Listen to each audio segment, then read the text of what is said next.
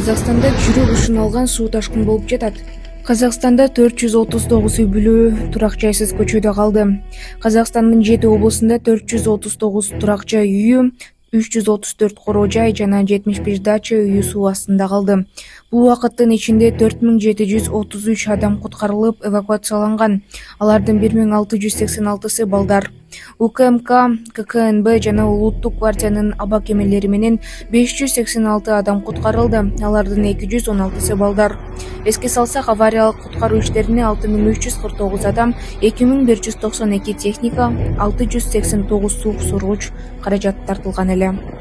Видеого лайк басып, биздин каналга катталып, соңку кабарлардан биринчилерден кабардар болуңуз. Автобустар 10 жыл пул кетпей иштеп бергенде болуш керек да, жап-жаңыдай болуп. Урматтуу президент, сиз айттырсыз, 10 жыл бул кетпестен иштесин деп. Албетте, жакшы тилек кылалык, бирок бул автобустардагы кезинде мурункуда бир мэр алып келген автобустар эле 3 жылга жетпеген аралыкта автобустардын мүрзөсүнө айланат.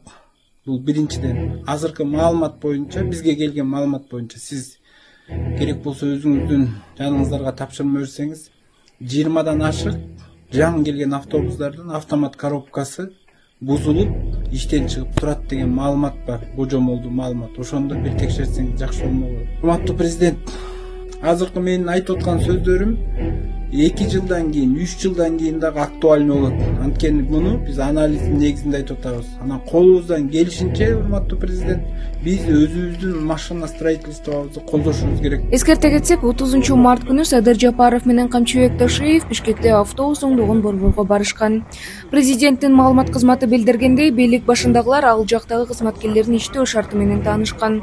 Жапаров автобуста чийилген жерлерин сырдап, оңдогон малярдын айлыгын сураганда, ал жумасына 5 күн иштеп, 2 күн эс алып 26-27 миң сом айлык аларын айткан. Президент бул акча аз экенин айтып, мэрге маянасын жогорулатып берүүсүн тапшырган. Ошондой эле өлкө башчы жүргүнчүлөрдүн коопсуздугун жана ыңгайлуулугун камсыз кылуу үчүн автобустардын техникалык абалы, айдоочуларды даярдоо иштерине өзгөчө көңүл буруу керектигин белгилеген. Постоянно иштейсиң да, күнүндө иштейсиң. Bir ayda 2 gün katmak yok, cumасына. Урматтуу Москва шаарында иштеп жүргөн мекенештер, сиздер үчүн Арлен өз кызматтарын сунуш кылат. Регистрация 3 айлык, 9 айлык, трудовой договор, медкинишка, ННН, СНИЛС, ДМС, медкарта, полис, документтерге 100% кепилдик берилет. Эгерде биздин каналдын атынан барсаңыздар, 500 рубль скидка болот. Байланыш номерлер +7 936 144 40 73. Алсалга 5 келди да. Ya, 5 келди. Bulan günde işte olacak. Bunlar günde olacak.